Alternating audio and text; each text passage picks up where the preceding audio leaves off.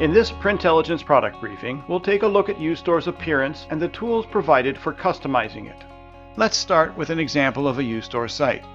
Here is a uStore storefront. It has an easy-to-navigate menu, a banner image with a call to action, a series of product categories, and a list of featured products.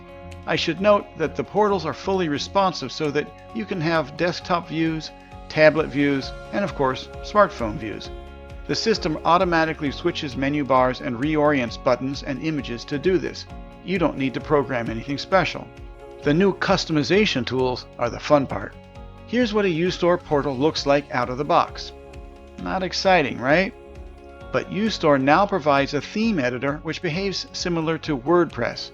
With it, I can change the fonts using the Google Font Library. I'll choose a particularly hideous one so you can easily see the change. I can change font sizes and colors as well as button colors, and notice that uStore applies these changes throughout the entire site. See how the search button at the top is turned red, just like my other buttons? This not only saves time, it prevents consistency errors. But customization isn't limited to fonts and button colors. You can change things like button roundness like this. You can alter the header, logos, banners, and banner sizing. Oh, and you can change things like the button title and the call to action, which can be the URL to any website or the category ID of a specific uStore category. Also, like in WordPress, advanced users can customize the CSS code for even more tailoring. XMPie interviewed their customers to identify the most common elements they wanted to change and then added them to their theme editor to reduce HTML programming. This is a considerable time and cost saver.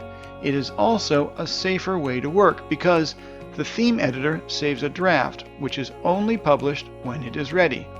This means your designers can work on improving your portal without disrupting your live site. This new version of uStore provides a significantly better environment for more advanced programmers as well. My next video will take a look at editing themes and adding content to your site.